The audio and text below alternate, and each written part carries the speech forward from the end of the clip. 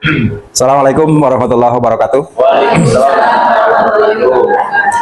Yang terhormat Ibu Kepala SD Negeri Tajaya dan rekan-rekan semua, alhamdulillah kita panjatkan puji syukur kepada Allah Subhanahu wa taala kita bisa berkumpul dalam acara diseminasi modul 1.4 tentang budaya positif di sekolah bersama saya Dadan Hermawan CGP angkatan 11. Pada kesempatan kali ini saya akan menyampaikan materi tentang kegiatan yang sudah saya lakukan selama mengikuti pendidikan guru penggerak sebagai bentuk perluasan atau pengimbasan kepada Bapak dan Ibu dalam rangka peningkatan kualitas pembelajaran di sekolah yang saya tempati.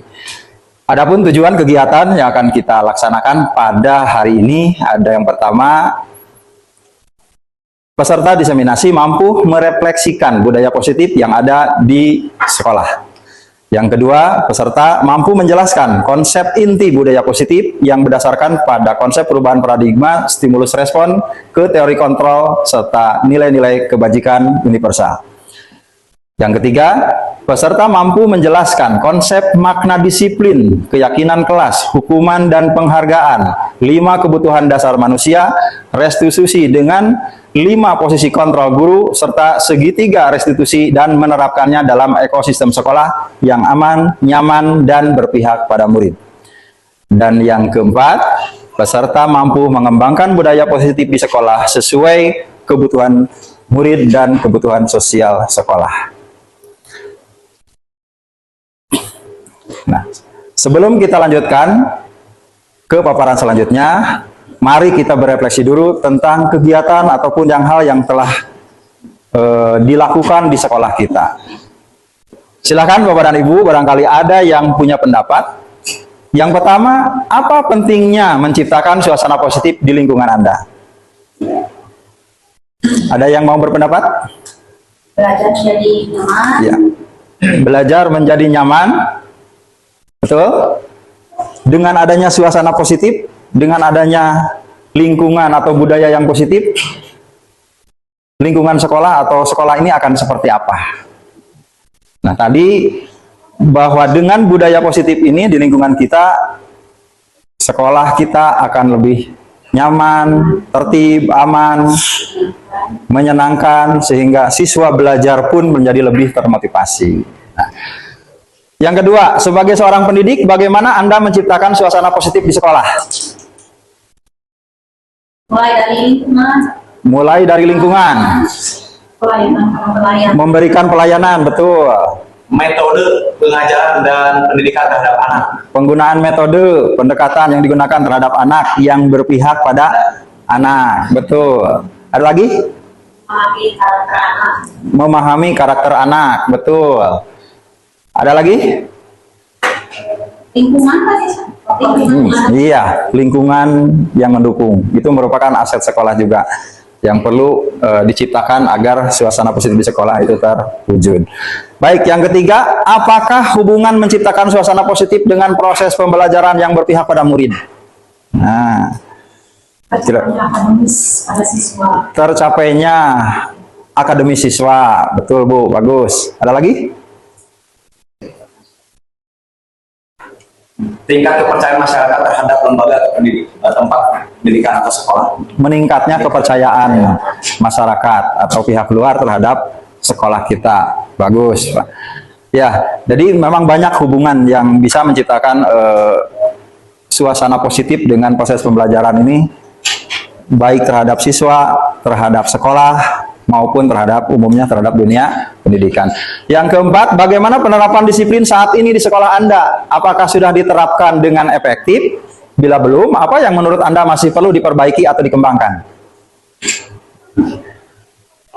Apakah sudah efektif? Sudah diterapkan. Efektif, sudah diterapkan, tapi belum efektif. Kira-kira contoh budaya positif yang sudah diterapkan di sekolah kita apa nih? Senyum, sapa, salam. Menerapkan senyum, sapa, salam, sopan santun, 5S. Apalagi? Gerakan pungut sampah. Gerakan pungut pilah sampah, betul. Ada lagi? keagamaan, kegiatan keagamaan ya dengan program Sabda ya, sholat, literasi, program lincahnya, literasi, bagus sekali, terima kasih. Jadi memang di kita sudah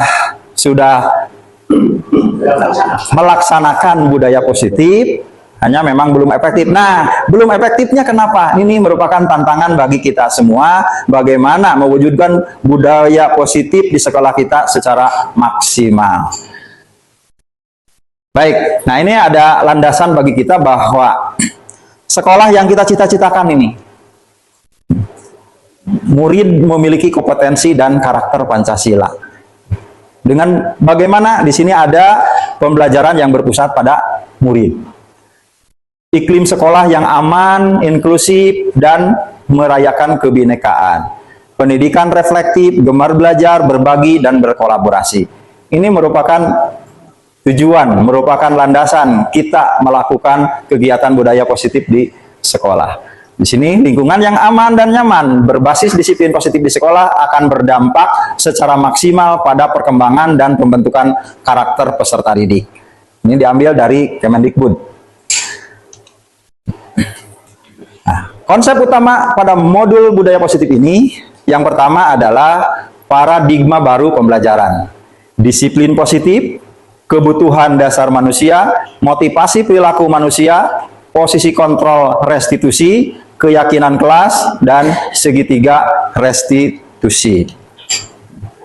Nah, ini merupakan korelasi, hubungan daripada apa yang akan kita bahas pada hari ini, bahwa semua yang kita impikan daripada budaya positif itu tidak terlepas dari filosofi Ki Hajar Dewantara, bahwa pendidikan merupakan proses tuntunan yang membawa anak mencapai keselamatan dan kebahagiaan yang setinggi-tingginya dengan memperhatikan kodrat baik alam maupun zamannya.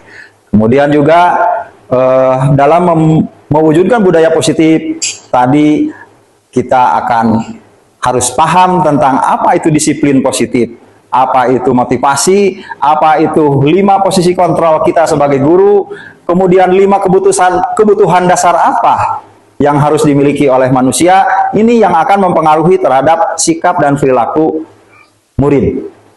Karena apapun yang dilakukan murid, itu merupakan upaya memenuhi kebutuhan dasar manusia ini. Paradigma baru pembelajaran. Silakan Bapak dan Ibu untuk melakukan berhadapan dengan rekan, melakukan cobalah buka dalam 30 detik. Seorang menjadi A sebagai A. Bayangkan di tangan Anda terdapat benda yang sangat berharga bagi hidup Anda. Bagi hidup Bapak dan Ibu. Kemudian yang seorang lagi dari Bapak Ibu sebagai B, lakukan cara apapun untuk membujuk agar si A ini mampu membuka apa yang disimpan dalam kepalan tangan itu. Silahkan Bapak Ibu renungkan, jika yang ada di kepalan Bapak Ibu itu adalah yang sangat berharga, yang paling utama, yang paling berarti dalam hidup Bapak dan Ibu.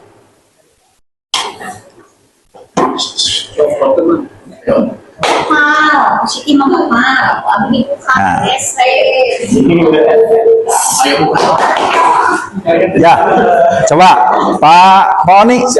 Pak Oni sebagai pemegang, sebagai A. Sebagai A. Kira-kira Pak Oni akan membuka kepalan Pak Oni atau tidak? Tidak.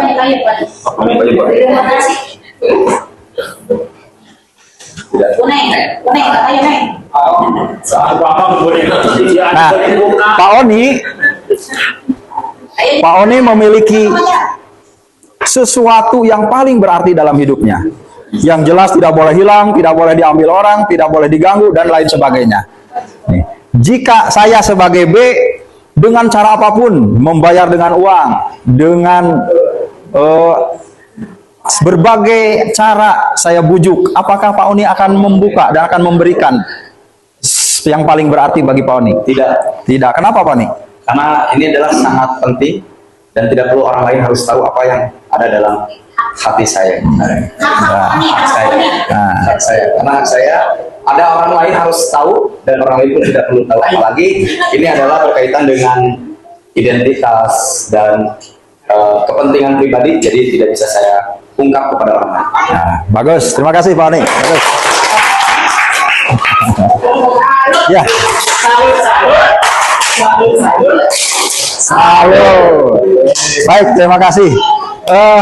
Dari apa yang kita demonstrasikan barusan oleh Pak Oni, kita ambil suatu paradigma bahwa terhadap anak kita tidak bisa memaksakan. Artinya, dalam proses tuntunan, dalam menuntun mereka, kita harus tahu apa yang dibutuhkan. Kita harus tahu apa yang penting, sehingga dia mau membuka hati, membuka pikirannya untuk menerima apa yang kita tawarkan. Dengan paksaan, dengan apapun, dengan tadi reward, kalau hatinya tidak sadar dan tidak mau membuka diri, siswa kita tidak akan bisa belajar dengan penuh makna. Bisa dipahami Bapak Ibu ya? Baik, lanjut. Konsep pembelajaran dengan paradigma baru ini merupakan pembelajaran yang sengaja dirancang menggunakan prinsip berdiferensiasi. Menggunakan prinsip berdiferensiasi sehingga peran murid sebagai subjek belajar sesuai dengan kebutuhan dan tahapan perkembangannya dalam mewujudkan profil pelajar Pancasila. Nah, ini. Jadi di sini ada prinsip berdiferensiasi. Ada yang tahu? Ya, pembelajaran untuk memenuhi kebutuhan siswa. Betul sekali, pembelajaran untuk memenuhi kebutuhan siswa. Jadi kita berpihak pada siswa. Kita sebagai guru hanya menuntun dari potensi dari apa yang mereka butuhkan. Nah, dan bermuara kepada profil pelajar Pancasila. Bapak Ibu tahu profil pelajar Pancasila? Oh. Ya, ini adalah merupakan tujuan akhir dari pendidikan kita. Ya, boleh kita nyanyikan. Satu, tiga, ayo Pancasila, beriman dan bertakwa, beriman dan esa, bukan dan mulia, berkebinekaan global, membayang berdiri, hati bernalar kritis. Tepuk tangan buat kita semua. Terima kasih. Nah, dari profil pelajar Pancasila ini kita sudah paham ya bagaimana kita mengarahkan atau menuntun siswa agar beriman dan bertakwa berakhlak mulia. Artinya siswa yang memiliki karakter yang baik sesuai dengan nilai-nilai kebajikan yang nilai kebajikan bangsa Indonesia. Kemudian berkebinekaan global. Di sini mereka bisa melek, bisa mengetahui tentang segala kebinekaan yang ada baik di daerahnya, di sekitarnya, di negaranya maupun di dunia ini. Kemudian juga mereka memiliki nilai bergotong royong, mau bekerja sama, mau saling membantu agar nanti tertanam dalam dirinya sikap selalu aktif berkolaborasi, saling membantu dengan yang lain. Kemudian kreatif, nah mampu menciptakan sesuatu yang bermanfaat baik bagi dirinya maupun bagi orang lain. Kemudian bernalar kritis, menyaring apa yang diterima, tidak langsung diambil. Ada datang budaya luar, tidak langsung diterima, tapi dipikir dulu apa ini pentingnya, apa dampaknya, dan bertentangan tidak dengan norma-norma yang ada di negara kita. Kemudian mandiri, mampu bisa memupuk dirinya secara mandiri, mengatur dirinya sendiri secara mandiri, menjadi manusia yang utuh, manusia yang bisa menggali potensinya, manusia yang bisa menunjukkan kemampuannya terhadap diri sendiri, orang lain, dan lingkungannya. Baik, lanjut. Nah, ada miskonsepsi Bapak dan Ibu tentang makna kontrol yang hubungannya dengan murid. Di sini ada ilusi guru mengontrol murid. Murid bagaimana guru. Tapi dalam paradigma baru, kita sekarang berbalik. Kita yang harus menghambakan diri kepada murid. Bukan murid harus menuruti apa perintah guru, tapi guru harus bisa menghambakan diri terhadap murid dalam mengembangkan seluruh potensi yang ada. Kemudian ilusi bahwa semua penguatan positif efektif dan bermanfaat. Bahwa dengan penguatan, dengan pemberian penghargaan, hadiah, reward itu akan efektif memberikan manfaat. Ternyata tidak. Ternyata penghargaan itu berdampak negatif terhadap motivasi intrinsik siswa. Nanti di depan kita akan bahas lebih dalam. Kemudian ilusi bahwa kritik dan membuat orang merasa bersalah dapat menguatkan karakter. Ternyata ini juga tidak. Ternyata dengan memberikan anak statement gara-gara kamu dan lain sebagainya, sehingga anak bukan malah bangkit, malah menjadi terpuruk. Kemudian yang keempat, ilusi bahwa orang dewasa memiliki hak untuk memaksa. Saya mah dewasa, kamu anak-anak. Tidak demikian. Kita fokus kepada ajaran Ki Hajar Dewantara bahwa guru adalah among bagi murid-muridnya. Guru adalah penuntun bagi murid-muridnya untuk menggali segala potensi, segala bakat minat, segala kodrat yang ada sesuai dengan alam dan zamannya. Lanjut. Nah, di sini ada perubahan paradigma di sini. Dilihat daripada dua teori, teori stimulus kontrol tentang dunia dan teori kontrol stimulus respon tentang dunia dan teori kontrol tentang dunia. Nah, teori stimulus respon ini sudah kita kenal. Dari dulu kita kuliah sudah tahu bahwasanya realitas atau kebutuhan kita sama. Bahwa semua manusia itu memiliki kebutuhan yang sama. Bahwa semua orang melihat hal yang sama. Bahwa kita mencoba mengubah orang agar berpandangan sama dengan kita. Memaksa gitu, supaya ikut kepada pandangan kita. Perilaku buruk dilihat sebagai suatu kesalahan. Orang lain bisa mengontrol saya. Saya bisa mengontrol orang lain. Pemaksaan ada pada saat bujukan gagal. Dan model berpikir menang salah, saya menang, kamu kalah.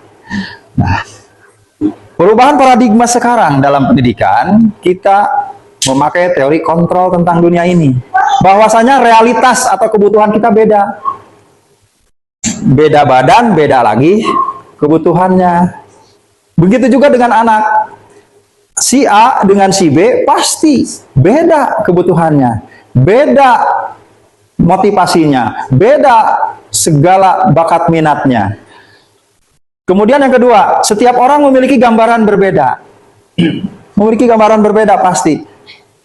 Memiliki perspektif yang berbeda. Pak Oni dengan Pak Fajar pasti punya pandangan yang berbeda tentang sesuatu. Punya keinginan yang berbeda.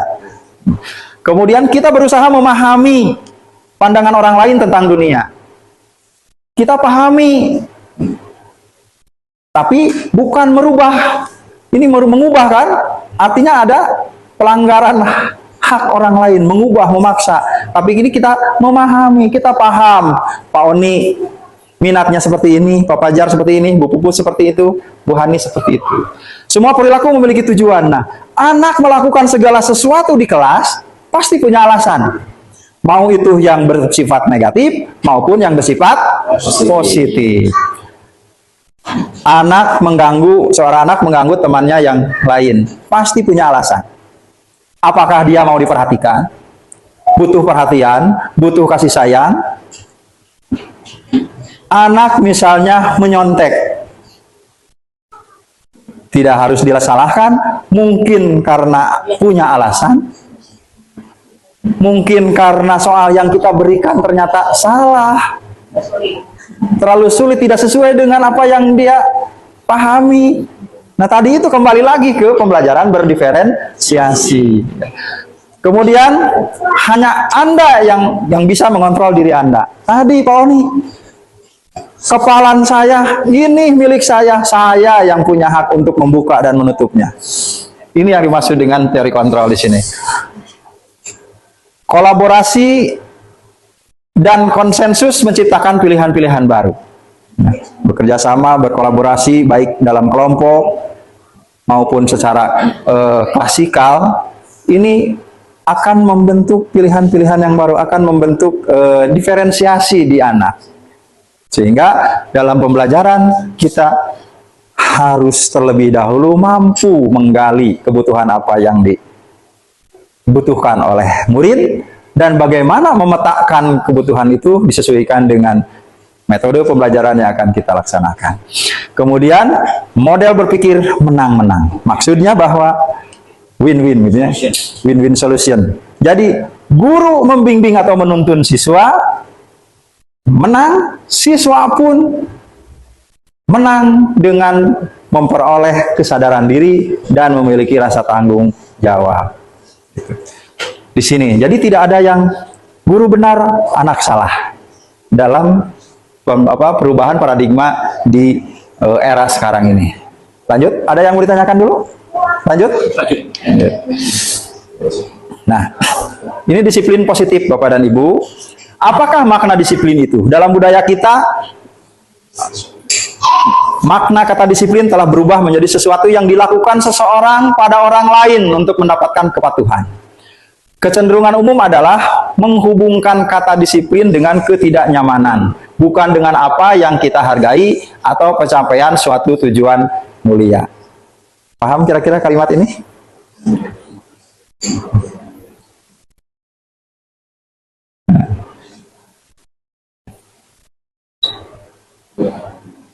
Telah berubah menjadi sesuatu yang dilakukan seseorang pada orang lain untuk mendapatkan kepatuhan.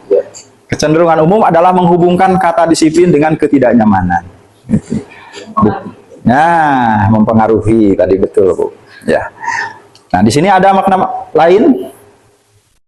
Disiplin positif merupakan salah satu cara penerapan disiplin yang bertujuan untuk menumbuhkan kesadaran. Menumbuhkan kesadaran serta memberdayakan anak untuk melakukan sesuatu tanpa ada sogokan, ancaman, maupun hukuman. Jadi, disiplin yang kita kembangkan di sekolah ini harus berdasarkan kesadaran, bukan paksaan. Karena kalau paksaan sifatnya sementara. Dia menghargai karena paksaannya, karena peraturan yang dibuat oleh guru. Bukan karena takut, bukan karena kesadaran diri sendiri. Ini yang kita butuhkan sekarang. Bagaimana kita sebagai guru menumbuhkan kesadaran internal, kesadaran diri pada siswa untuk belajar dan menggali apa yang dia butuhkan. Tanpa ada sogokan, tanpa ada hadiah-hadiahan, tanpa ada ancaman maupun hukuman. Sebagai pendidik, tujuan kita adalah mewujudkan murid yang memiliki disiplin diri, sehingga mereka bisa berperilaku dengan mengacu pada nilai-nilai kebajikan universal dan memiliki motivasi intrinsik, bukan ekstrinsik. Nah, di sini tujuan kita adalah mewujudkan murid yang memiliki disiplin diri, mengacu pada nilai kebajikan. Nah, nilai kebajikan itu adalah tadi profil pelajar Pancasila, ya.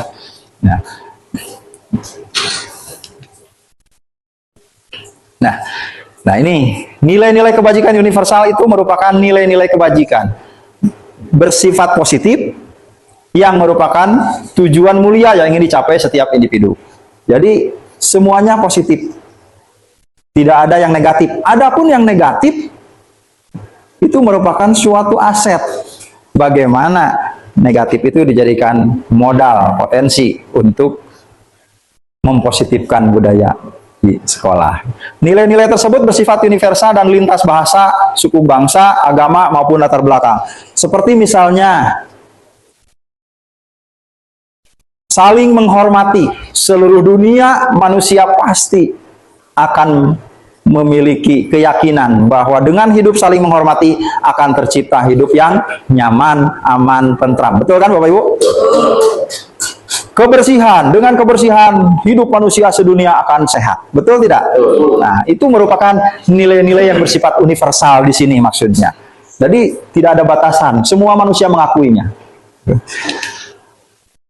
Kemudian nilai-nilai kebajikan universal ini menurut Glasser bahwa setiap perilaku atau perbuatan memiliki suatu tujuan.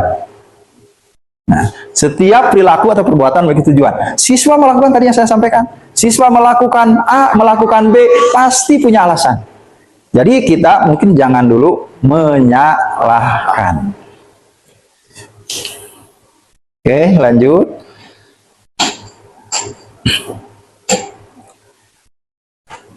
Nilai-nilai kebajikan universal dengan mengaitkan nilai-nilai kebajikan yang diyakini seseorang, ini menurut dosen, maka motivasi intrinsik akan terbangun. Sehingga menggerakkan motivasi dari dalam untuk dapat mencapai tujuan mulia yang diinginkan. Ini maksudnya bahwa nilai-nilai kebajikan yang tadi itu, yang universal tadi, seperti saling menghormati, menghargai, sikap peduli, dan lain-lain, itu diyakini seseorang, maka motivasinya akan muncul. Sadar gitu, bahwa kebersihan itu penting. Sadar, bukan karena kita yang nyuruh, bukan karena ada hukuman kalau tidak mengerjakan piket, ada sanksinya, bukan karena itu, tapi berdasarkan kesadaran yang terbangun dalam diri anak. Nah, ini nilai-nilai kebajikan tadi, beriman, bertakwa, ini sesuai apa namanya? Profil pelajar Pancasila. Tadi sudah kita bahas ya, lanjut. Nah, teori motivasi, hukuman, dan penghargaan restitusi. Nah, coba menurut Bapak dan Ibu, hukuman di sekolah dapat mendisiplinkan anak, setuju atau tidak? Hukuman di sekolah dapat mendisiplinkan anak, setuju atau tidak? Tidak. Tidak setuju. Alasannya? Dapat menjatuhkan mental. Dapat menjatuhkan mental, Membuat anak tidak percaya diri. bersifat sementara, membuat anak tidak percaya diri, betul? Dan malas untuk kembali ke sekolah. Jadi hukuman kadang bisa membuat anak down, ya. Traumatik, betul. Yang kedua, pemberian hukuman dengan hal positif seperti membaca atau membersihkan halaman sekolah dapat meningkatkan disiplin anak. Tidak setuju. Tidak setuju. Alasannya, Bu? Bersifat sementara. Bersifat sementara, betul. Dan masih ada kata hukuman. Nah, ada hukuman. Yang namanya hukuman pasti berdampak negatif. Yang ketiga, memberi penghargaan dapat meningkatkan motivasi belajar anak. Tidak. Tidak setuju. Alasannya? Karena dia melakukan itu karena sebab Nah, itu. Jadi melakukan sesuatu yang baik pun karena ada mengharapkan sesuatu. Itu berarti berdasarkan faktor eksternal, faktor dari luar. Yang keempat, membuat anak merasa bersalah, memberi dampak lebih ringan dibanding menghukum. Ya. Karena anak merasa sadar bahwa saya melakukan kesalahan dan ketika kedepannya tidak akan melakukan hal yang sama lagi. Membuat hal yang Anak merasa bersalah. Merasa bersalah. Sepakat? Sepakat. Baik, nanti kita akan ketemu nanti tentang ini. Nah, oke, sebelum dilanjutkan ada yang mau ditanyakan dulu sampai sini.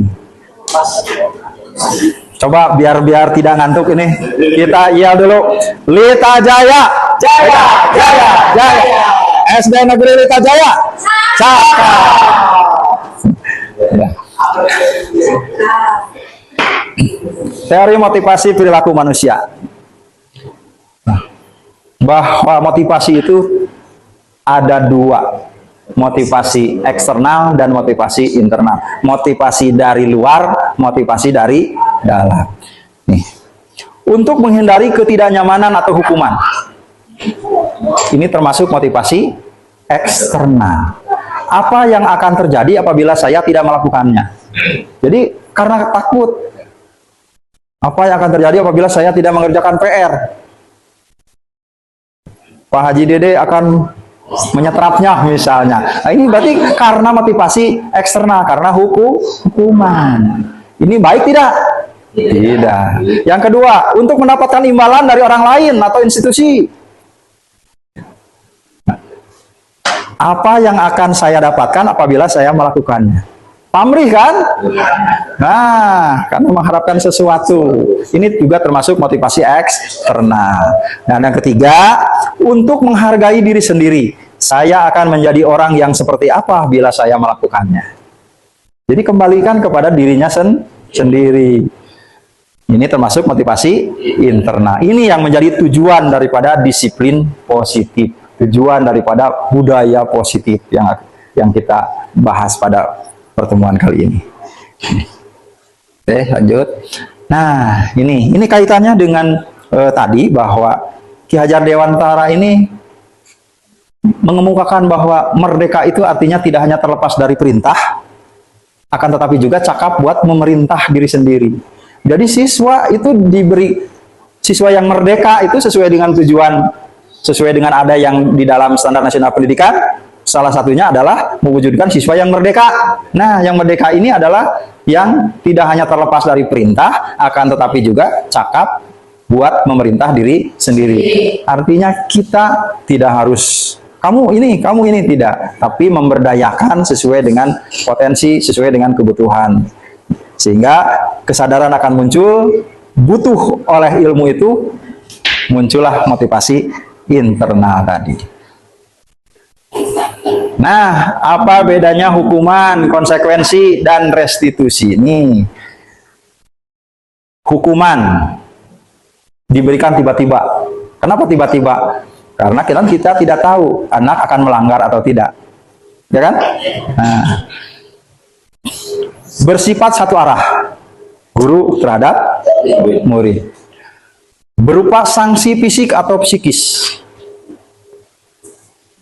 Misalnya disuruh push up, lari keliling lapangan saat olahraga misalnya, atau psikis. Psikis itu dengan menggunakan ungkapan-ungkapan yang menyakitkan. Dasar si bodoh, dasar.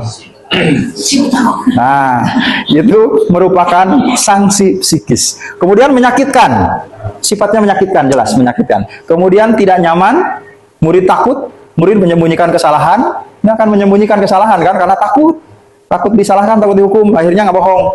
Kemudian murid rendah diri, kan merasa rendah diri. Nah, kemudian konsekuensi ini. Nah, konsekuensi ini merupakan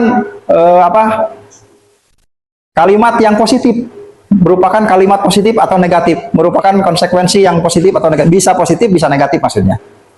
Nah, konsekuensinya misalnya, kalau anak melakukan sesuatu hal yang yang baik, ya pasti positif. Tapi anak melakukan pelanggaran, berarti konsekuensinya negatif, disesuaikan dengan peraturan yang dibuat oleh guru.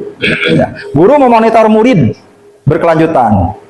Ini untuk konsekuensi. Kenapa? Karena disandingkan dengan aturan yang ada. Si anak ini melanggar tidak gitu. Jadi kemudian penguatan jangka panjang. Konsekuensi ini bisa melekat sebagai penguatan jangka panjang. Stimulus respon. Murid menghormati peraturan. Jadi bukan karena sadar diri, tapi karena menghormati peraturan yang dibuat. Kemudian murid kehilangan kepercayaan diri, gitu ya. Kemudian restitusi, ini akan mewujudkan rasa tanggung jawab. Rasa tanggung jawab, fokus pada pemecahan masalah jangka panjang. Kemudian murid menghormati dirinya dan orang lain. Dan yang terakhir, kendali ada pada dirinya sendiri. Nah ini, jadi dengan restitusi, intinya bahwa anak itu akan sadar terhadap diri, sadar terhadap kesalahannya, dan mau bertanggung jawab terhadap kesalahannya itu. Gitu. Lanjut. Nah, dihukum oleh penghargaan. Nah ini, awalnya kita kan punya miskonsepsi bahwa penghargaan itu baik. Penghargaan itu sebagai penguatan yang bisa menumbuhkan motivasi anak belajar. Ternyata penghargaan bisa menghukum diri anak. Penghargaan berlaku sama dengan hukuman ternyata. Dalam arti meminta atau membujuk seseorang melakukan sesuatu untuk memenuhi suatu tujuan tertentu dari orang yang meminta atau membujuk. Ke depan nanti dikasih permen. Jadi anak melakukan itu karena bujukan, bukan karena sadar diri. Begitu juga hukuman. Anak melakukan hukuman itu ya karena diperintah. Nah, ini dorongan eksternal dan akan ada faktor ketergantungan. Ini beberapa dampak dari pemberian penghargaan ini. Jadi nanti kita bahas apa dampaknya bagi diri manusia, diri siswa tentang pemberian penghargaan ini. Nah ini dampak hukumannya ini, pengaruhnya bisa jangka pendek dan juga bisa jangka panjang. Penghargaan, menghukum, contohnya apa? Ranking. Kadang membuat anak yang ketika ternyata tidak masuk ranking, down dia. Itu bisa terjadi. karena dirinya merasa, kok saya tak mampu, kenapa saya tidak masuk ranking, kan seperti itu. Nah, ini. Kemudian penghargaan mengurangi ketepatan. Ya karena tadi bukan fokus karena kesadaran diri, tapi karena penghargaan itu sendiri. Penghargaan jelas tidak akan efektif jika dilaksanakan. Penghargaan merusak hubungan, ini ada rasa iri. Oh, dia dapat, kenapa saya enggak? Nah, pilih kasih. Penghargaan menurunkan kualitas, jelas. Kebermaknaan belajar akan turun di sini. Penghargaan mematikan kreativitas. Anak bekerja atau belajar bukan karena motivasi diri, kesadaran diri, ingin bisa, ingin tahu, tapi berdasarkan karena mengharapkan sesuatu imbalan dari guru. Kemudian penghargaan mengurangi motivasi intrinsik, ini jelas dengan penghargaan itu motivasi intrinsiknya tadi akan terus berkurang. Nah, baik Bapak dan Ibu, coba dari tadi bahasan tadi, silahkan Bapak dan Ibu mencoba tindakan guru di sini, misalnya mencatat 100 kali di dalam buku kalimat. Saya tidak akan terlambat lagi karena terlambat ke sekolah. Hukuman atau konsekuensi? Hukuman. Hukuman.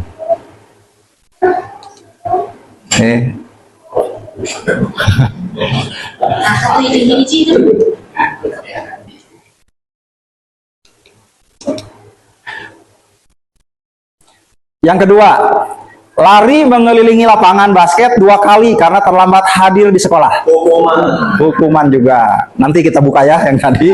Yang ketiga, murid diminta untuk push up 15 kali karena tidak menggunakan masker ke sekolah. Hukuman. Hukuman. Menggantikan kertas tugas teman yang telah dicoret-coret. Konsekuensi. Membersihkan tumpahan air di meja tulis karena tersenggol pada saat belajar. Meminta murid tidak mengenakan sepatu seharian di sekolah karena tidak mengenakan sepatu hitam. Hukuman. Betul hukuman? Lari mengelilingi lapangan basket 2 kali karena terlambat 10 menit untuk belajar Kak. Konsekuensi. Coba kita lihat. Betul ya? Wah. Oke. Kita lanjut. Nah, ini konsep disiplin sesuai identitas. Bahwasanya hukuman ini merupakan identitas gagal bagi siswa. Jadi kegagalan yang akan didapatkan ketika disuguhkan berbagai hukuman kepada mereka. Kenapa? Karena hukuman merupakan sesuatu yang menyakitkan. Hukuman jelas membuat anak tidak nyaman. Akan ingat sepanjang waktu. Pernah dihukum oleh Pak Anu, pernah dihukum oleh Bu Anu, pasti akan ingat sampai tua. Saya punya pengalaman dulu, pernah dihukum gara-gara terlambat ke sekolah karena kehujanan. Terlambat ke sekolah, tidak ditanya alasannya apa, langsung dihukum. Teringat sampai sekarang. Nah itu. Kemudian juga korban mendapatkan keadilan. Kemudian kalau identitas sukses di sini adalah konsekuensi dan restitusi.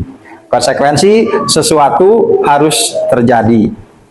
Tidak nyaman untuk murid dalam jangka waktu pendek. Kalau hukuman jangka waktu panjang, kalau konsekuensi dalam jangka waktu pendek. Kemudian korban bisa diabaikan. Jadi konsekuensi itu bisa lupa anak. Bisa lupa. Tapi dengan hukuman dia akan ingat selamanya. Nah, kemudian kalau restitusi itu merupakan pilihan. Hanya tidak semua permasalahan murid itu bisa diselesaikan dengan restitusi. Tergantung daripada seberapa besar tingkat pelanggaran yang dilakukan. Ya. Nah, restitusi itu menguatkan untuk murid dalam jangka waktu panjang. Korban mendapatkan ganti. Nah, ini restitusi ini nanti kita bahas lebih dalam bagaimana kita melakukan restitusi di dalam kelas. Nah, ini bahwasanya hukuman itu kan ini perilaku pasif agresif meningkat. Sistem tidak akan berjalan bila murid tidak takut. Jadi harus pakai diiming-imingi ancaman. Berlaku hanya pada sebuah institusi, tidak berlanjut pada kehidupan nyata. Peraturannya adalah kamu harus. Nah, di sini murid atau anak akan membenci peraturan. Sedangkan konsekuensi penguatan hanya bertahan dalam jangka waktu pendek. Sebentar dengan konsekuensi tadi. Pak Oni misalnya menghukum anak karena terlambat keliling 21 kali, itu dampaknya akan sementara. Kemudian memerlukan monitoring dan supervisi terus-menerus. Membantu penerapan mengikuti peraturan dalam masyarakat. Pertanyaan yang diajukan tentang konsekuensi, apa peraturannya? Jadi peraturan yang disandingkan kalau konsekuensi. Ketika anak bersalah, nih peraturannya, itu konsekuensi. Jadi disandingkan antara kesalahan atau masalah dengan aturan yang berlaku di sekolah. Nah, murid atau anak menghormati peraturan. Sedangkan pada restitusi, ini masalah akan terpecahkan. Murid belajar bertanggung jawab. Fokus pada pemecahan masalah jangka waktu panjang.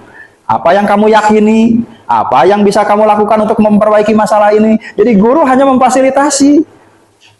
Anak yang melakukan sendiri, menyelesaikan sendiri dengan rasa tanggung jawab tadi. Nanti ada contoh bagaimana saya pernah melakukan aksi nyata restitusi. Nah, oke. Sekarang kita bahas dari awal. Kalau tadi perbedaannya, sekarang kita bahas secara khusus apa itu restitusi.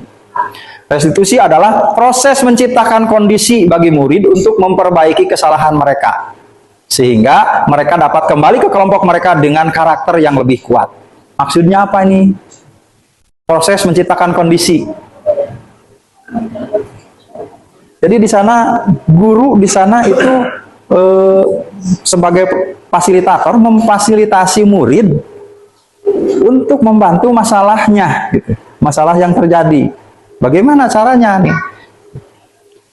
Ini memperbaiki kesalahan mereka. Pasti di dalam kelas atau di luar kelas kita sering menemukan anak yang berantem, anak yang mengganggu temannya, anak yang iseng kepada, ataupun ada anak yang menghina orang tuanya masing-masing, saling menghina. Itu perlu penyelesaian. Ini bisa dilakukan dengan restitusi. Nah, mereka dapat kembali ke kelompok mereka. Walaupun melakukan kesalahan, tetap mereka akan dengan sadar diri dan mereka akan kembali tanpa terpojokan, tanpa merasa terhina. Karena masalahnya selesai sendiri oleh dia sendiri. Dengan sadar diri, tidak akan merasa bersalah terus-menerus. Dengan karakter yang lebih kuatnya. Tadi itu, anak akan lebih beda. Saya sudah coba ke siswa, ternyata memang ada perubahan yang signifikan terhadap siswa yang sudah melakukan proses restitusi. Lanjut, apa itu restitusi? Nah, ini ada pengertian lain bahwa restitusi itu merupakan proses kolaboratif. Kolaboratif itu artinya bekerja sama, yang saling membantu secara positif, mengajarkan murid untuk mencari solusi atas masalah mereka. Jadi kita itu bagaimana caranya agar masalah mereka itu terpecahkan dengan penuh kesadaran, dengan penuh tanggung jawab. Untuk berpikir ingin menjadi orang seperti apa mereka. Dan bagaimana mereka memperlakukan orang lain. Jadi apa yang dilakukannya itu dikembalikan lagi. Jika saya seperti ini, jika kamu menjadi dia, misalnya kalau dijahili, jika kamu yang dijahili, apa yang kamu rasakan? Pasti anak akan berpikir, iya ya, saya pasti akan tidak enak juga. Nah, itu maksud daripada restitusi. Oke, ini 9 ciri restitusi adalah belajar dari kesalahan, bukan menebus kesalahan, memperbaiki hubungan, menawarkan bukan memaksa, restitusi diri adalah cara terbaik, menuntun untuk melihat ke dalam diri, mencari kebutuhan dasar, berfokus pada karakter, bukan tindakan, berfokus pada solusi, mengembalikan murid yang berbuat salah pada kelompoknya. Ini merupakan ciri restitusi. Jadi belajar dari kesalahan, memperbaiki hubungan, yang tadinya anak berkelahi, dengan restitusi bisa menjadi sahabat yang baik. Itu. Baik.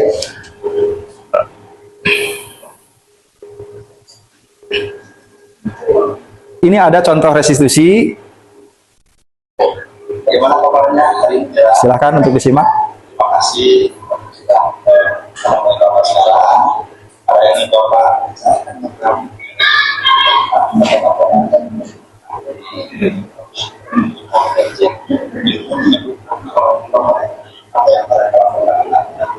Ya, benar, saya minta maaf. Ya,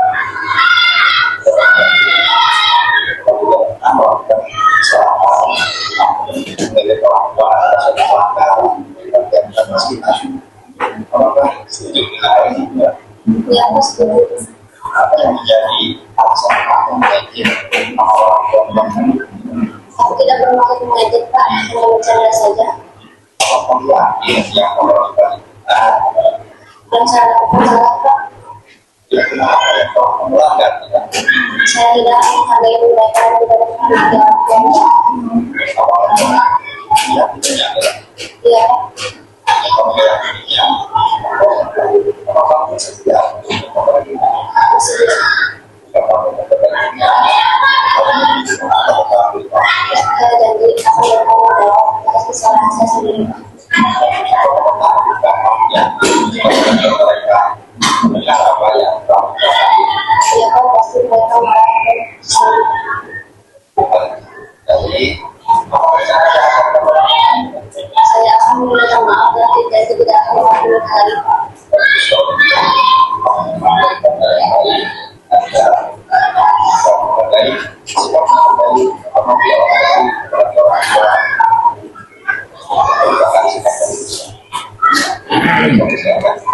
Ya, itu tadi contoh daripada kegiatan restitusi yang sudah saya lakukan di kelas. Jadi dengan kata-kata yang membuat anak sadar bahwa apa yang dilakukannya itu salah dan mau memperbaiki kesalahan itu dengan penuh tanggung jawab, itulah yang dikatakan restitusi. Jadi terkadang kita mungkin sudah sering melaksanakan itu, hanya istilah restitusinya ini baru sekarang kita pahami, kita kenal. Nah, kita lanjut kepada keyakinan kelas. Nah, mengapa tidak peraturan saja? Mengapa harus keyakinan kelas?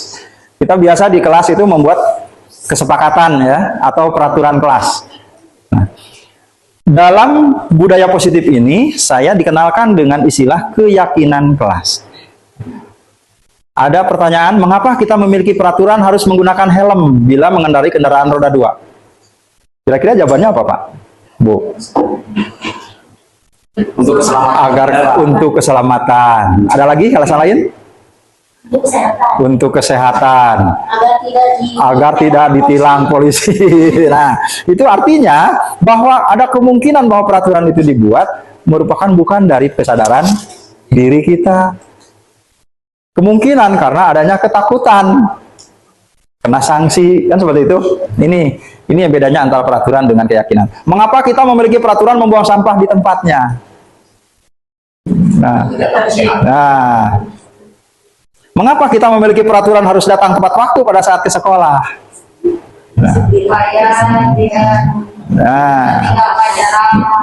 Tidak ketinggalan pelajaran. Nah, baik. Untuk mendukung motivasi intrinsik, kembalikan ke nilai-nilai atau keyakinan-keyakinan. Karena akan lebih menggerakkan seseorang dibandingkan mengikuti serangkaian peraturan-peraturan. Dari 3 pertanyaan ini, kita bisa melihat bahwa apapun yang kita lakukan, itu merupakan karena menuruti aturan ini. Betul tidak? Karena aturan, kan? Saya memakai helm karena aturan. Saya membuang sampah karena aturan. Saya datang tepat waktu karena aturan sekolah. Bukan karena kesadaran diri sendiri. Itu bedanya. Kalau keyakinan itu berawal dari kesadaran diri. Bisa dipahami Bapak Ibu ya perbedaannya. Baik. Nah ini. Ada peraturan selalu kembalikan buku ke tempatnya. Kira-kira menurut Bapak dan Ibu, keyakinan kelas atau nilai kebajikan yang ditujunya apa? Nah, selalu kembalikan buku ke tempatnya. Bisa kedisiplinan, bisa apa? Apa coba? Kerapihan. Dilarang mengganggu orang lain. Bisa saling menghormati atau menghargai ya. Kemudian hadir di sekolah 15 menit sebelum pembelajaran dimulai. Apa ini? Kedisiplinan. Dilarang melakukan kekerasan.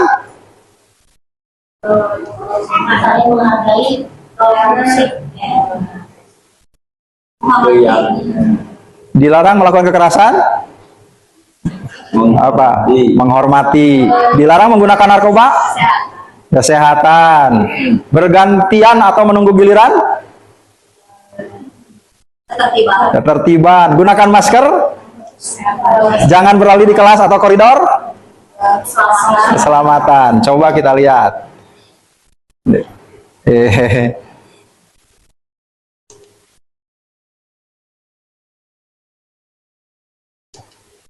Nah, udah. Kita lanjut saja. Ini merupakan alur spiral yang perlu kita pahami bahwa peraturan kelas diubah menjadi keyakinan kelas. Keyakinan kelas akan berdampak pada lingkungan yang positif. Lingkungan yang positif akan membentuk sebuah karakter yang membudaya menjadi budaya positif. Gitu. Oke. Nah, bagaimana mewujudkan keyakinan pada murid? Nah, di sini ada teori ini namanya model ya, model Y. Nah, nanti Bapak dan Ibu bisa mempraktekkan ini di kelas, bagaimana model Y dan model T ini dilakukan. Misalnya keyakinannya adalah hormat. Tampak seperti datang tepat waktu. Ini keyakinannya hormat ternyata. Menghormati. Tidak tampak seperti sering hadir terlambat. Menyapa teman dan guru setiap hari. Hormat, ungkapan hormat kan? Tak acuh kepada teman dan guru. Mengembalikan barang teman yang telah dipinjam dan mengucapkan terima kasih. Ini hormat pasti. Tidak mengembalikan barang yang telah dipinjam dan meletakkannya sembarangan. Ini jelas tidak tampak seperti hormat. Nah, nanti Bapak dan Ibu bisa kepada siswa itu menuliskan, misalnya di sini ganti misalnya oleh nilai kebersihan misalnya, atau peduli misalnya di sini apa? Membuang sampah pada tempatnya. Tidak tampaknya membuang sampah sembarangan.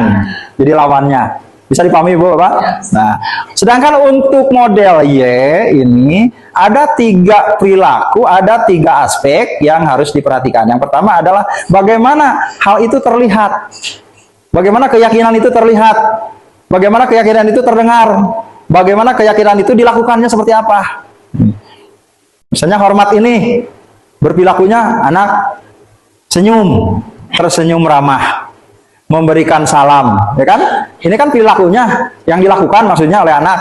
Kemudian terlihat, yang terlihat kita melihat anak seperti apa kalau hormat, misalnya di sini ada senantiasa berbuat baik, mendengarkan dengan seksama, memegang barang milik orang lain hanya dengan izinnya, itu kan hormat. Terdengar itu ya apa yang dibicarakan oleh anak.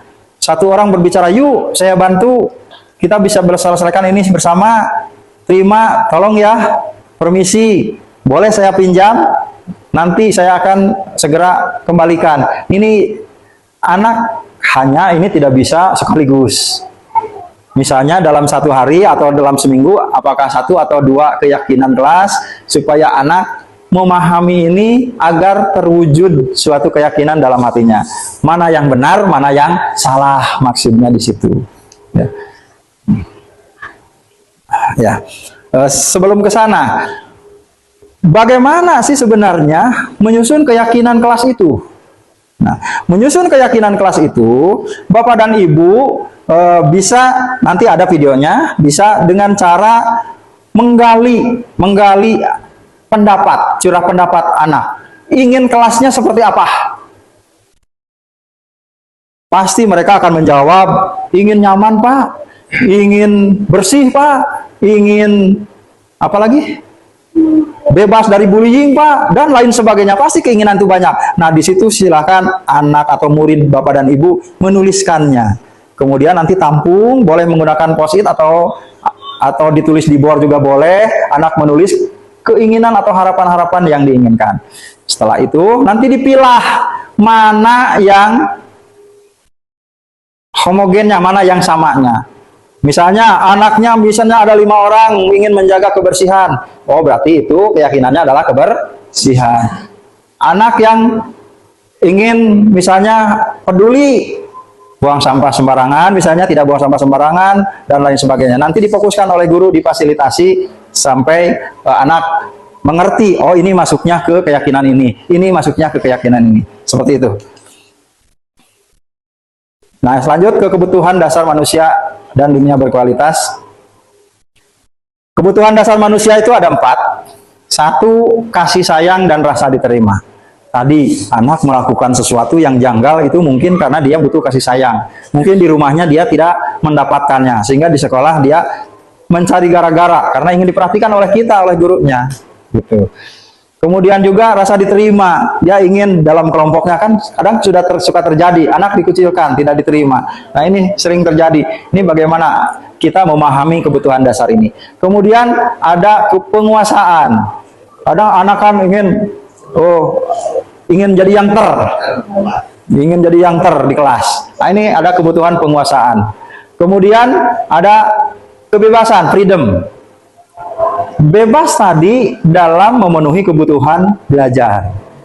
Ada anak yang mungkin minatnya menggambar, ada anak yang mungkin minatnya ke seni, ke nyanyi, ada anak yang mungkin minatnya ke olahraga, ada anak yang mungkin minatnya ke hal-hal yang lain. Nah, di sini guru memiliki peran dalam memfasilitasi bagaimana kebebasan anak itu bisa tersalurkan. Gitu. Bebas memilih, nanti memilih sesuai dengan bakat minatnya. Kemudian kesenangan. Di dalam kelas diutamakan adalah anak merasa senang dalam belajar, bahagia dalam belajar. Apapun yang dilakukan yang positif itulah. Karena anak memang ketika dibawa happy dalam belajar, mereka akan lebih cenderung lebih mudah memahami pelajaran. Ya. Nah ini perilaku siswa, memukul teman yang menghinanya. Kebutuhan yang mungkin berusaha dipenuhi adalah kekuasaan. Sok jago kan. Kemudian pertanyaan pada siswa, apakah ada cara untuk memenuhi kebutuhan kekuasaan tanpa melakukan kekerasan? Nah ini hal yang harus dijawab melalui restitusi ini. Menyebarkan gosip tentang teman sekelasnya. Ini kebutuhan yang mungkin berusaha dipenuhi, cinta dan kasih sayang. Kalau saya menjelek-jelekan orang lain, mungkin ada orang yang tidak suka. Nah, pertanyaan pada siswanya, apakah ada cara untuk memenuhi kebutuhan cinta dan kasih sayang tanpa merusak reputasi orang lain? Ini pertanyaan restitusinya seperti itu. Kemudian, menjatuhkan teman saat teman sedang berjalan di lorong. Nah, ini kebutuhan yang mungkin berusaha dipenuhi, senang. Walaupun hanya bercanda alasannya kan. Pertanyaan pada siswa, apakah ada cara untuk memenuhi kebutuhan senang tanpa menyakiti orang lain? Nah, jadi seperti itu dikembalikan lagi kepada diri siswa. Nah, mengganggu di kelas juga, artinya dia ingin kebebasan. Apakah ada cara memenuhi kebebasan tanpa mengganggu pembelajaran? Seperti itu. Selanjutnya seperti itu. Ya, 5 posisi kontrol guru nih. Nah, ini yang perlu kita pahami bahwa kita memiliki 5 posisi kontrol. Yang pertama sebagai penghukum tadi, di mana ini penghukum itu menyakiti. Kalau guru berkata kalau kamu tidak melakukannya awas, nah itu kan menghukum namanya. Kemudian pembuat orang merasa bersalah, ini berceramah biasanya dengan kata-kata ibu kecewa, seharusnya kamu bla bla bla. Kemudian identitas berhasil. Tadi identitas gagal ya Bapak dan Ibu, identitas gagal, penghukum dan pembuat orang bersalah. Identitas berhasilnya teman dan pemantau. Ini teman ini membuat alasan kadang gini, ayolah lakukan demi ibu, demi bapak, kerjakan ini. Itu berarti kita bertindak sebagai teman. Kemudian kalau pemantau bedanya ini disandingkan tadi dengan apa peraturannya. Jadi pemantau itu menyandingkan segala sesuatu dengan aturan. Nah, identitas yang kelima, yang terakhir adalah manajer, di mana guru bisa atau mampu membuat siswa menghargai dirinya sendiri. Dengan mengajukan pertanyaan-pertanyaan, apa yang kita yakini? Apa yang bisa kau kerjakan untuk memperbaiki masalah ini? Jadi pertanyaan itu ditujukan siswa yang mencari solusi sendiri. Bukan kita, kamu harus begini. Tidak, tapi siswa yang memilih mana perilaku yang akan dilakukan untuk menutupi atau melakukan rasa tanggung jawab. Bisa dipahami Bapak Ibu ya? Ya. Nah ini Saya kecewa sekali dengan kamu. Coba. Siapa yang mengatakan? Teman. Siapa yang mengatakan? Saya. Guru. Ini menunjukkan apa? Merasa bersalah. Saya kecewa sekali dengan kamu. Kekecewaan. Tadi posisi kontrolnya sebagai Penghukum. pembuat rasa bersalah. Kemudian kamu tidak pernah benar melakukannya. Penghukum. Ayo lakukan demi Bapak Ibu. Teman. Apakah kamu mau mendapatkan stiker bintang hari ini? Teman. Ayo. Apakah kamu mau mendapatkan stiker bintang hari ini? Hah? Oh, di situ ada apa nih? Ada iming-iming ya? Apa di situ? Ya. Bagaimana kamu bisa menyelesaikan masalah ini? Ini manajer. Kamu selalu yang paling terakhir. Pembuat rasa bersalah. Ya. Oke, segitiga restitusi. Ini lanjutan dari tadi ya. Nah, ini segitiga restitusi. Bagaimana kita menghadapi atau memfasilitasi siswa dalam menghadapi masalah. Ini ada 3 tindakan.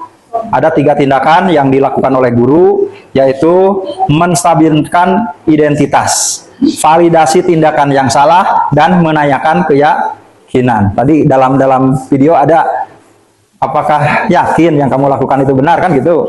Nah, itu kan menanyakan keyakinan. Ya. Oke, kita lanjut.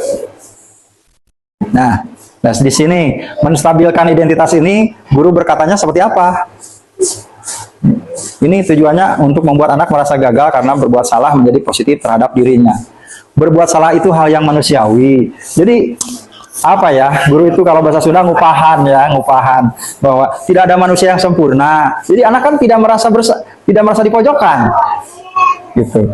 Bapak Ibu juga pernah buat salah. Kita pasti bisa menyelesaikan permasalahan ini. Bapak Ibu tidak tertarik untuk mencari tahu siapa yang benar, siapa yang salah. Bapak hanya tertarik lebih menyelesaikan masalahnya. Kalau kamu menyalahkan dirimu sendiri terus-menerus, apakah kamu bersikap baik pada dirimu sendiri? Nah, jadi itu dalam menstabilkan identitas ya.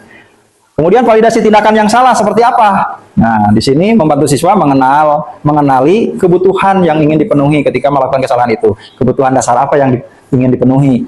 Kamu bisa saja akan melakukan hal yang lebih buruk, tetapi kamu tidak melakukannya kan? Nah, kamu pasti punya alasan mengapa melakukan itu. Gitu. Apa yang penting bagi kamu? Kamu boleh tetap berusaha menjaga sikap itu, tapi tambahkan sikap yang lain yang baru. Merangsang anak untuk membuat keyakinan lain. Maukah kamu belajar cara lain untuk mendapatkan yang kamu butuhkan tanpa harus memukul? Apakah kamu bisa melakukan dengan lebih baik besok lagi? Nah, itu merupakan validasi tindakan. Kemudian, nah ini menanyakan keyakinan. Anak melihat kesalahan yang dihubungkan dengan norma sosial dan nilai-nilai yang mendasari manusia berinteraksi dengan orang lain. Guru berkata, apa nilai yang kita percaya di kelas? Ditanyakan keyakinan kelas kita. Keyakinan kelas yang sudah dibuat, nilai-nilai universal apa yang telah kita sepakati. Yang tadi itu, kelas yang ideal itu seperti apa? Kamu ingin jadi anak seperti apa? Apa yang kamu rasakan ketika kamu melakukan itu? Kamu menjadi orang seperti apa? Dan lain-lain. Ini banyak kalimat-kalimat yang menggugah anak untuk meyakini bahwa apa yang dilakukan salah dan mau memperbaiki dan bertanggung jawab terhadap kesalahannya tersebut. Bisa dipahami Bapak Ibu? Nah, ini merupakan kasus yang tadi sebenarnya, ini tadi sudah dilihat ya, skenario-nya sudah. Nah, di sini tinggal Bapak Ibu coba, saya ingin melihat, coba cari dari kalimat ini. Coba mana yang termasuk ke dalam mana coba? Ada nggak yang termasuk ke dalam segitiga restitusi di kalimat ini? Apakah kamu setuju dengan hal itu? Apakah kamu setuju dengan hal itu? Apa yang menjadi alasan kamu termasuk apa itu? Nah, validasi identitas. Nah, ada validasi identitas. Coba di sini ada nggak yang lain yang terdapat di sini? Terima kasih kamu sudah mau menemui Bapak sekarang. Ada yang ingin Bapak bicarakan dengan kamu? Nah, Kalau alasan aku itu apa yang menjadi alasan kamu mengejek itu validasi dulu. nah, ya. Oke, kita lihat lagi. Kita cari lagi. Coba, apa yang kamu yakin yang kamu lakukan benar? Nah, apa kamu yakin yang kamu lakukan benar? Apa tadi? Menanyakan keyakinan kan? Menanyakan keyakinan ini. Keyakinan apa yang telah kamu langgar? Keyakinan juga kan? Saya tidak menghargai teman. Apa kamu meyakininya? Nah, ini semuanya merupakan pertanyaan-pertanyaan terhadap segitiga restitusi yang ketiga, yaitu menanyakan keyakinan. Ya. Nah, ya. Itu Bapak dan Ibu. Nah, ini ada beberapa contoh perwujudan keyakinan kelas. Ini yang model Y yang tadi saya sampaikan. Ini tentang perwujudan keyakinan kelas disiplin. Di sini anak menulis, ini ada menulis, terlihat duduk rapi dan apa? Nah, rapi dan tertib mengerjakan tugas. Jadi kelihatan oleh kita dia. Kemudian di sini berperilakunya giat mengerjakan tugas. Perilakunya kan giat, itu semangat begitu kan, kelihatan seperti itu.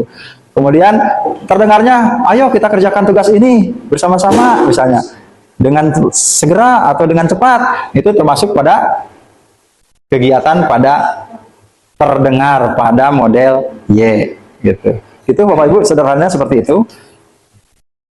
Kemudian ini dokumentasi mewujudkan keyakinan kelas melalui tugas guru bukan tugas guru, bukan tugas guru, tugas murid bukan tugas murid. Nah ini anak menuliskan itu tugas guru apa, bukan tugas guru apa, tugas murid apa, bukan tugas murid apa. Jadi anak mencurahkan apa pikirannya, tugas guru apa, tulis semua di sana. Ini tujuannya apa? Ini agar mereka terwujud keyakinan-keyakinan dalam dirinya untuk melakukan atau menghindari hal-hal yang bertentangan dengan keyakinan yang disepakati. Nah, ini ada video pembentukan keyakinan kelas yang saya lakukan.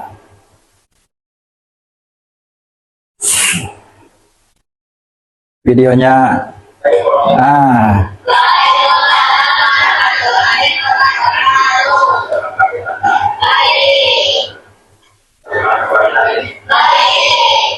biasa di awal perjalanan sudah selalu dengan buat suatu usaha agar kelas kita bisa diberkati dengan nyaman, bisa belajar dengan semangat, tidak ada gangguan ataupun hal yang bisa mengganggu saya.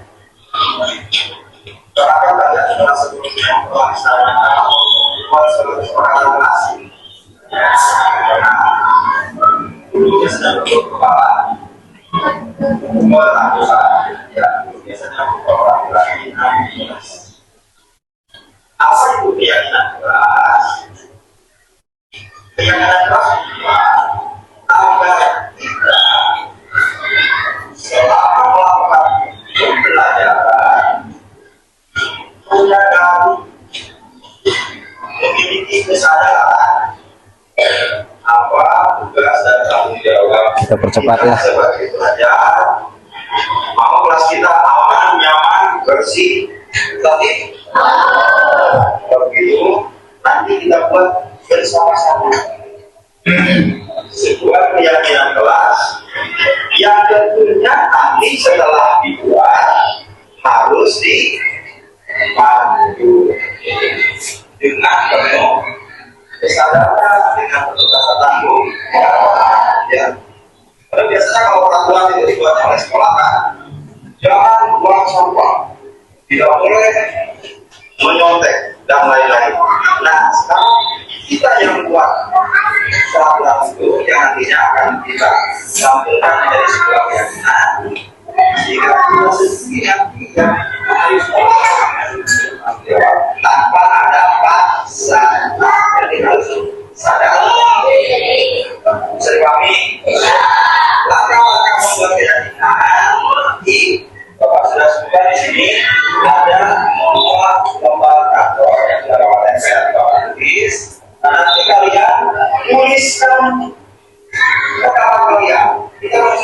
Ya. Mau bagaimana kelas kita? Ya. Mau seperti apa? Pak, saya kelasnya mau bersih. Pak, saya kelasnya mau bersih. Pak, saya kelasnya mau indah. Nah itu kalian tulis nanti sesuai dengan Pak. Kita percepat ya Bapak Ibu. Nah, ini anak diminta curah pendapatnya untuk menuliskan impiannya tentang kelasnya itu. Ini siswa menuliskan keyakinan atas curah pendapatnya.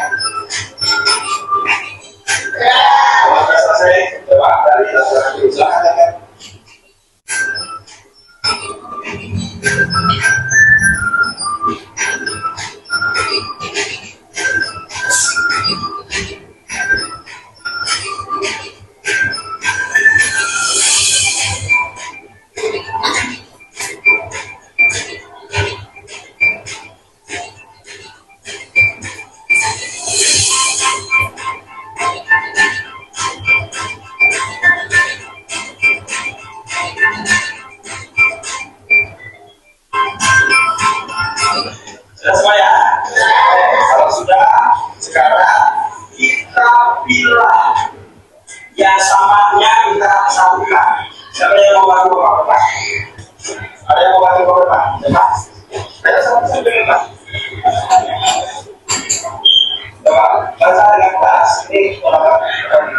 Ini ya. Ya, di sini. Dan di sini.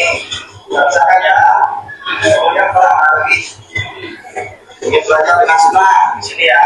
Nih, satu, satu ini menjaga kebersihan. Kemudian, nah ini berarti ini ya. Oke, nah, senjata apa berarti disiplinnya? Disiplin atau aturannya. Nah, ini tadi hormati berarti kita ada mencoba kita ya, terima kasih. Baik, nanti pertama kemudian, nah di sini ada buat sekarang ada 7 yang berbeda.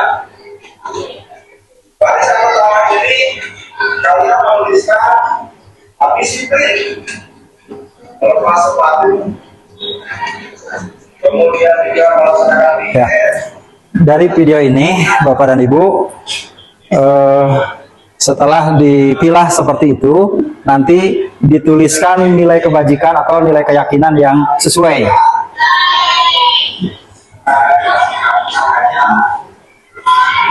Nah, seperti ini dituliskan. di sini saya ingin kelas bersih.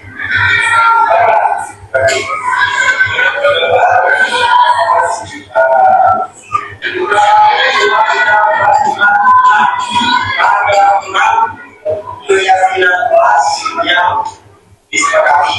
Coba Bapak tanya sekali lagi. Keyakinan kelas kita adanya disiplin, saling menghormati, peduli lingkungan, kebahagiaan, menghargai, dan kebersihan. Setuju? Setuju. Kalau setuju, silakan menandatangani di sini kesepakatan keyakinan kelas kita itu. Ya.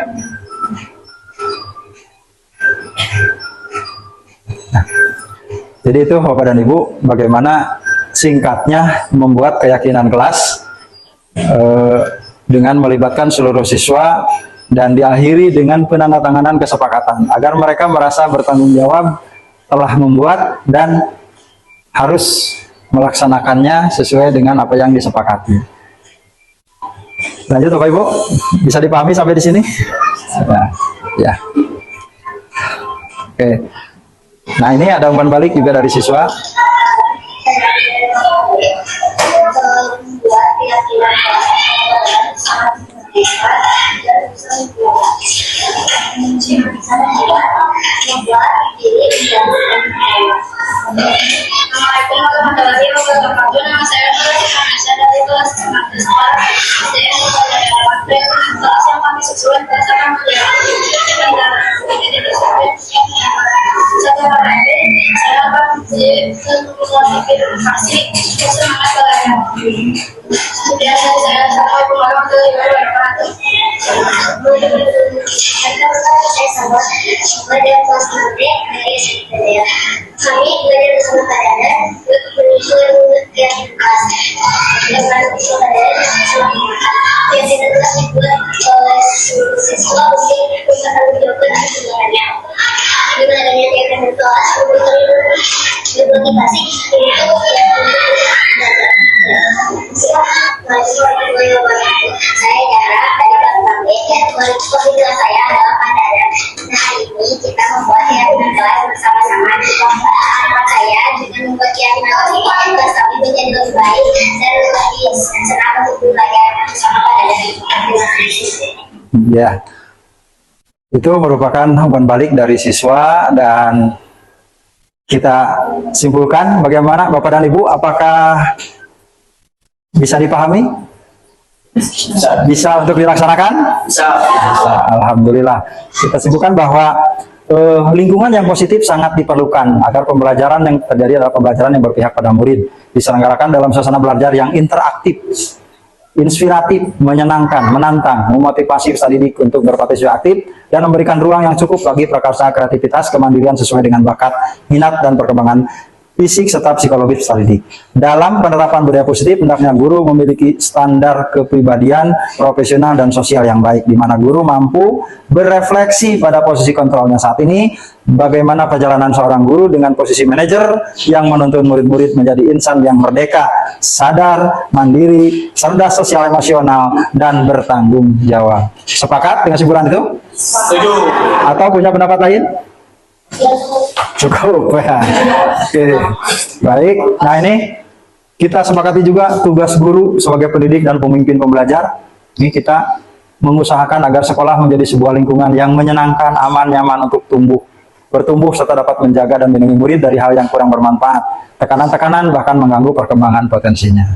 Sepakat ya?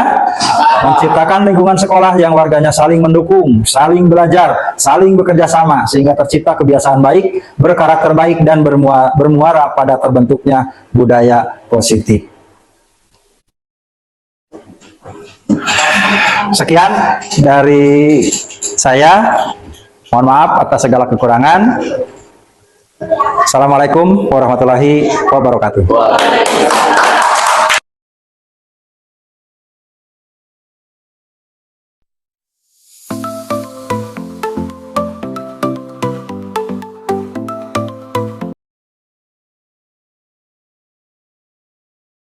Assalamualaikum warahmatullahi wabarakatuh. Perkenalkan, saya Hani Ramadini, rekan kerja dari Bapak Dadan Hermawan, CGP Angkatan 11. Hasil diseminasi dan ilmu yang telah Bapak Dadan Hermawan sampaikan, banyak materi juga ilmu yang saya dapatkan, yaitu mengenai disiplin budaya positif, posisi kontrol guru, segitiga restitusi, kebutuhan dasar manusia, serta keyakinan kelas. Setelah Bapak Dadan Hermawan membagikan praktik baiknya, saya jadi termotivasi untuk menjadi pribadi yang lebih baik lagi. Perasaan saya setelah mengikuti kegiatan ini adalah saya senang karena mendapat ilmu juga pengalaman yang baru. Ternyata bahwa ada beberapa hal yang harus saya perbaiki. Saya bisa merefleksikan diri saya menjadi lebih baik lagi karena ada beberapa hal yang sudah saya laksanakan, akan tetapi posisi kontrol guru yang berpihak pada murid tersebut masih harus saya tingkatkan. Selain itu, materi yang Bapak Dadan sampaikan sangat jelas, sangat bagus dan mudah dipahami, sehingga saya ingin menerapkan di kelas, ingin memperbaiki diri saya, mengubah diri saya untuk dapat membimbing murid-murid menjadi anak yang sadar akan disiplin, menjadi seseorang yang mereka inginkan dan bisa menerapkan kepada dirinya, menerapkan nilai-nilai positif yang mereka percayai. Terima kasih Bapak Dadan sudah membagikan ilmunya, praktik baiknya. Semangat, juga ditunggu praktik baik yang lain. Terima kasih. Wassalamualaikum warahmatullahi wabarakatuh. Assalamualaikum warahmatullahi wabarakatuh. Terima kasih. Saya akan memberikan tanggapannya mengenai kegiatan yang kemarin dengan umpan balik dari materi budaya positif yang disampaikan oleh Bapak Dadan Hermawan selaku CGP Angkatan 11. Secara keseluruhan materinya cukup bagus, bahkan sangat luar biasa, sangat bagus, sangat mudah dipahami, namun harus beberapa tahapan yang harus diaplikasikan kepada siswa, sehingga nanti kita akan coba mengaplikasikannya kepada siswa agar nanti bisa dipahami dan bisa dimengerti. Dan selanjutnya untuk materi-materi yang kemarin disampaikan itu perwujudan keyakinan ke kelas, disiplin dan lain-lain, termasuk adanya restitusi, itu merupakan pemahaman yang harus kita kuasai tentunya dalam penyampaian materi kepada siswa. Tentunya dengan tidak adanya hukuman, dengan tidak adanya reward, itu harus ada kesadaran diri dari seorang siswa untuk berlangsungnya sebuah pembelajaran. Dan mungkin masukan hanya satu saja, tidak banyak. Saya ingin materinya itu disampaikan lagi dalam waktu yang cukup agak panjang, karena materinya cukup bagus kemarin disampaikannya agak sedikit singkat, namun nanti kami mohon Pak Dadan untuk bisa menyampaikan materinya lebih luas lagi. Secara keseluruhan top banget, semoga sukses di CGP-nya. Terima kasih. Assalamualaikum warahmatullahi wabarakatuh. Assalamualaikum warahmatullahi wabarakatuh. Perkenalkan, nama saya Elis Halimah. Saya adalah guru SDN di Tajaya, Reka Sejawat dari Bapak Dadan Hermawan, CGP Angkatan 11 Kabupaten Bandung Barat. Beliau telah melaksanakan diseminasi budaya positif. Konsep tentang budaya positif yang beliau paparkan sangat membantu sekali. Jelas bagaimana cara melaksanakan konsep tersebut. Apalagi konsep inti dari budaya positif tersebut telah dilaksanakan oleh Bapak Dadan Hermawan, sehingga kami sebagai guru dari SDN Dita Jaya sangat terbantu sekali dengan apa dan bagaimana program tentang budaya positif yang dilaksanakan oleh Bapak Dadan Hermawan. Kami berharap apa yang dilakukan oleh Bapak Dadan Hermawan tentang budaya positif dilakukan secara berkesinambungan dan mempunyai komitmen yang konsisten. Untuk itu, kami sangat berterima kasih karena Bapak Dadan Hermawan telah memberikan diseminasi tentang budaya positif, sehingga kami lebih paham dan mengerti dan terutama mengubah pemikiran kami tentang budaya positif.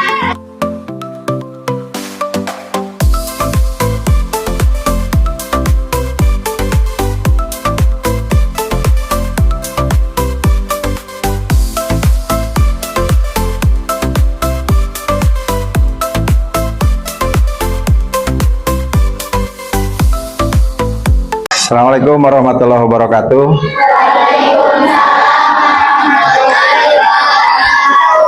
Selamat pagi anak-anak. Bagaimana kabarnya hari ini? Sebelum kita belajar, alangkah pentingnya kita melakukan kesepakatan dulu agar suasana kelas kita selama belajar nyaman, tertib, aman, dan menyenangkan. Setuju? Baik. Nah, kalau dulu kalian waktu di kelas sebelumnya biasanya menyusun apa? Peraturan. Betul, biasanya menyusun peraturan. Nah, untuk kali ini kita beda. Kita ambil peraturan-peraturan yang akan kalian nanti ajukan. Silakan kalian nanti tulis di kertas ini boleh, mau langsung di kertas karton di depan juga boleh ya. Nanti keinginan kalian agar kelas kita ini tertib, nyaman, enak, menyenangkan itu seperti apa yang kalian harapkan, ya. Nah, kenapa ini dilakukan? Nah, karena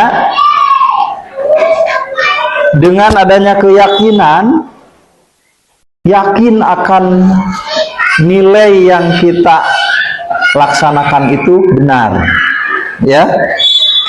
Sehingga kalau kita yang menyusunnya, kalau kita yang membuatnya,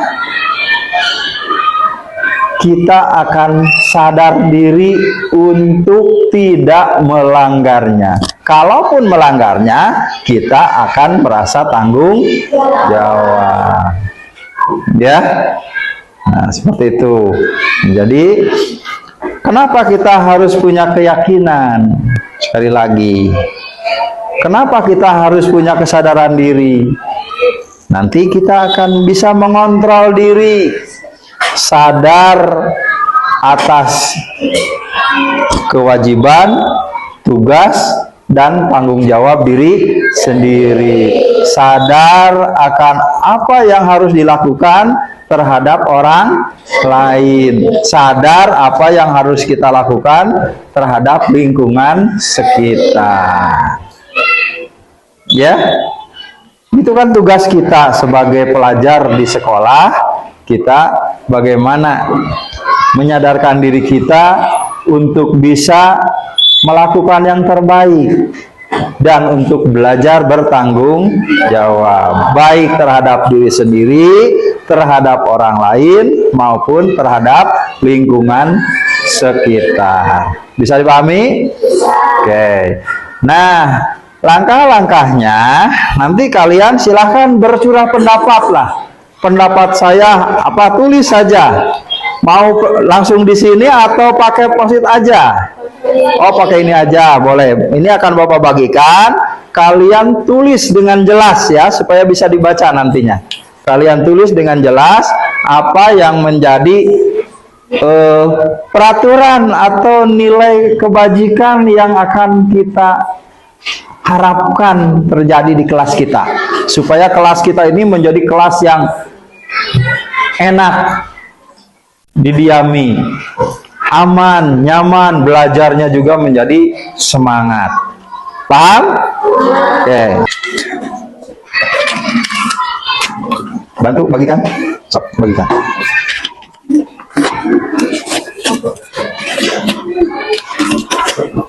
Tulis dengan jelas ya.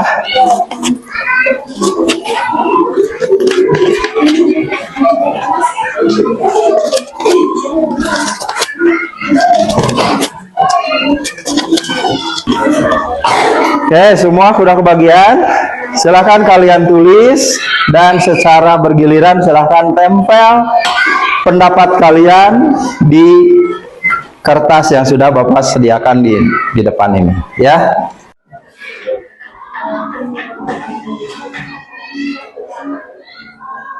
Silakan kalau sudah tempelkan, sok. Ayo. Tempelkan.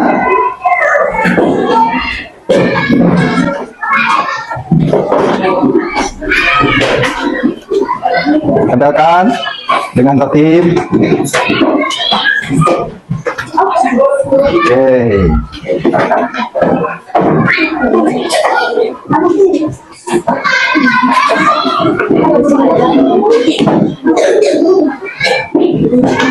Oke. Bagus.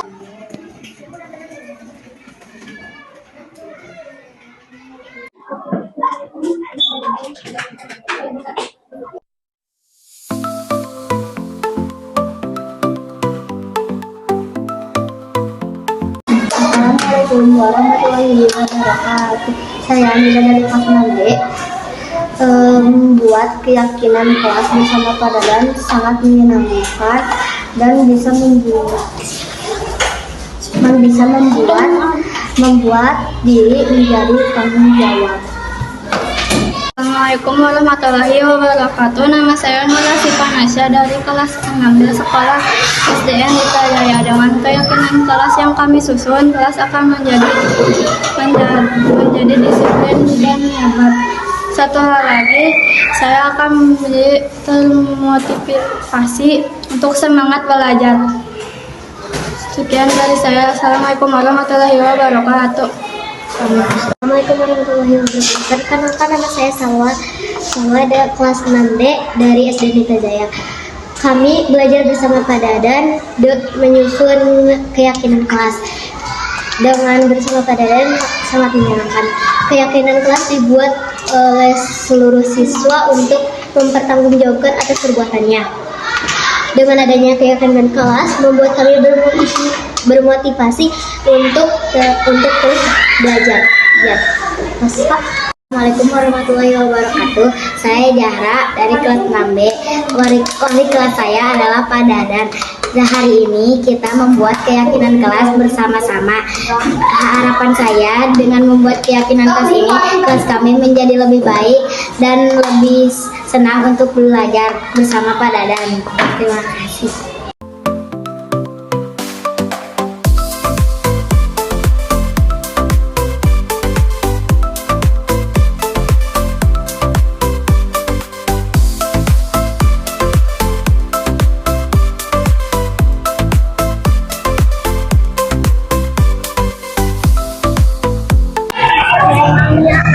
Assalamualaikum Pak. Maaf mengganggu, saya mau mewakili teman-teman saya.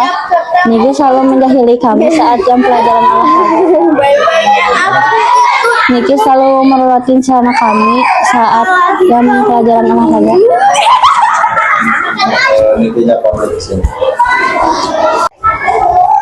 Assalamualaikum. Silakan duduk. Niki, Sipa, duduk. Ada apa Pak? Tidak apa-apa, Bapak ingin ngobrol saja. Tadi Bapak berkata pada Sipa, kalau kamu sudah jahil dengan melewatkan selama teman kamu saat pelajaran olahraga. Oh itu Pak. Iya Pak, maaf Pak. Apa alasan kamu melakukan itu nanti? Saya merasa bosan saja Pak. Seru aja melakukannya. Maaf Pak. Oh begitu. Tidak apa-apa, setiap orang juga pasti pernah melakukan kesalahan. Apa kamu tahu alasan teman kamu saat dipelotkan celananya oleh kamu? Saya tahu Pak, pasti merasa malu. Maaf Pak, saya menyesal. Saya malu Niki, kakiku terlihat oleh banyak orang dan ditertawakan. Bapak mengerti perasaan kamu, Pak. Tapi Niki sekarang sudah minta maaf dan mengakui kesalahan. Sekarang apa yang ingin kamu katakan kepada Niki, Pak?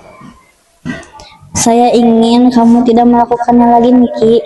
Saya janji tidak akan mengulanginya lagi Pak. Keyakinan kelas apa yang telah kamu langgar, Niki? Mengganggu teman Pak.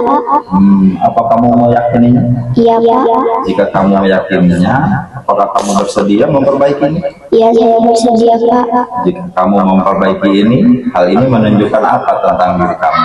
Saya belajar tanggung jawab Pak. Bagus Niki, sekarang kamu cari solusi agar masalah ini tidak terulang lagi. Apa rencana kamu untuk memperbaiki hal ini? Baik Pak, saya meminta maaf. Sekarang Niki harus bagaimana ke Sipa dan teman-teman kamu? Saya akan minta maaf dan berjanji tidak akan mengulanginya lagi Pak. Sipa, aku minta maaf ya, aku menyesal. Ya, aku maafin Niki, tapi jangan gitu lagi. Bapak bahagia kalian sudah saling memaafkan dan masalah ini sudah selesai. Ingat ya, kita harus menjaga sikap, tidak mengganggu orang lain. Iya Pak. Ya sudah, sekarang kalian kembali lagi ke kelas.